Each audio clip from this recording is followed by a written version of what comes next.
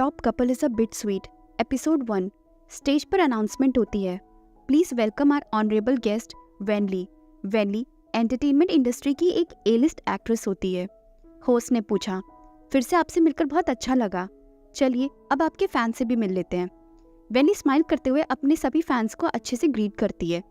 Vainly को screen पर देखकर सारे फैंस पागल हो जाते हैं। होस्ट ने पूछा, लग रहा है आज आप कुछ भूल रही हैं।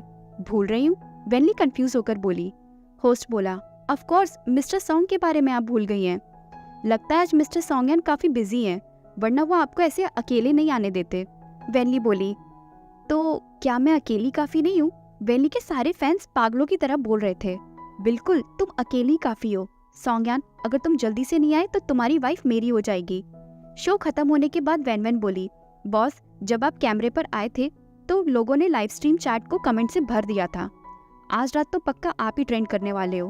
तभी वेनली का ध्यान सामने जाता है।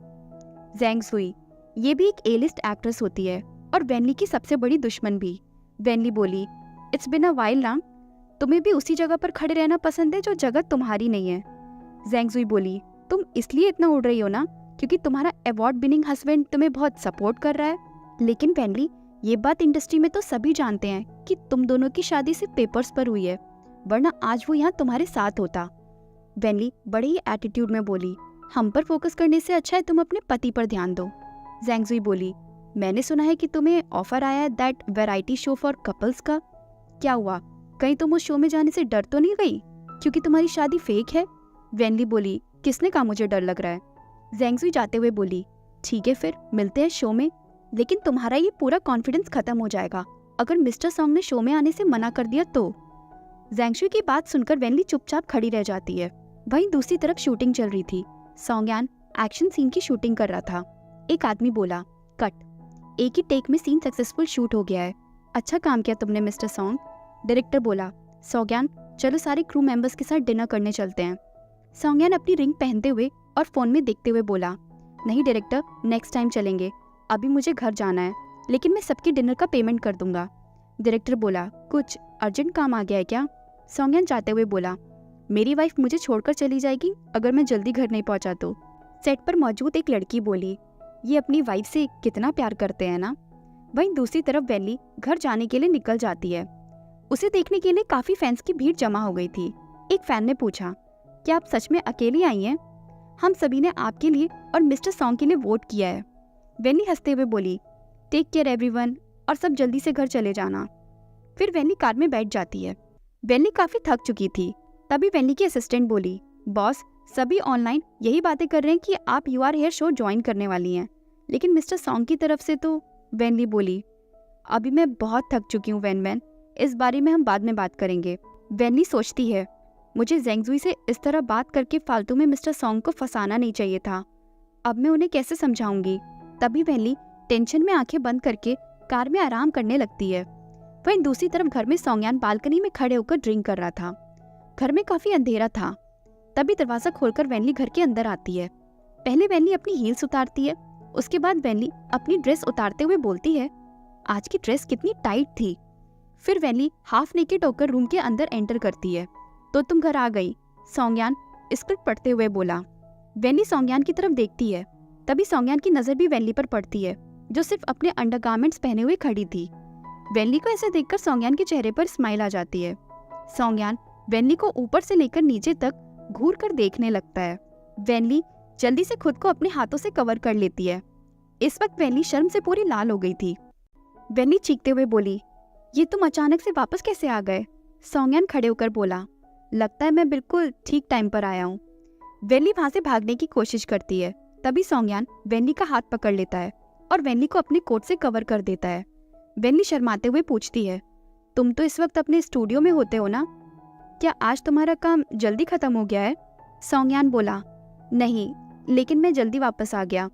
मेरे ही घर में मुझे देखकर तुम इतना सरप्राइज हो गई। वेनली को इस तरह नजरें चुराता देख सॉन्गयान की हंसी निकल जाती है। सॉन्गयान आगे बोला, मैं जानता हूँ कि कुछ टाइम से मैं कुछ ज्यादा ही इनसेंसिटिव रहा हूँ, लेकिन मिसेस वेन, मुझे नहीं लगता कि अभी ये कॉन्ट्रैक्ट खत्म करने का टाइम आया है। वेनली शर्माते हुए बोली, वेल क्या पता आ गया हो। तभी सॉन्गयान की नजर वेनली के लिप्स पर जाती है। फिर सॉन्गयान वेनली को किस करने के लिए जैसे ही आगे झुकता है, तभी भूख लगने की वजह से वेनली के पेट से गुड़गुड़ की आवाज आने लगती है। आवाज सुनकर सोंगयान वेनली के पेट की तरफ देखने लगता है। वेनली शर्म से अपनी आंखें बंद कर लेती है और बोलती है, वो क्या है ना, रेड कारपेट पर चलने की वजह से मैंने कुछ दिनों से ठीक से खाया नहीं है। तभी वेनली जल्दी से नहाने के लिए भाग जाती है और सोंगयान ऐसे ही उसे खड़ा होकर देखता रह जाता है। थोड़ी देर बाद सोंगयान बालकनी में खड़ा होकर फोन में वेनली के बारे में लेटेस्ट न्यूज को पढ़ रहा था। सोंगयान वेनली के एक पोस्ट को लाइक भी करता है। उसी वक्त वेनली नहाकर बाहर आ जाती है। सोंगयान वेनली को देखता है। वेनली को बाथरोब में देखकर सोंगयान वेनली के पास जाता है और उसके गीले बालों को पोंछने लगता है। सोंगयान के इस अचानक हरकत से वेनली ब्लश करने लगती है। सोंगयान बोला, मिसेस वेन? जी, वेनली बोली।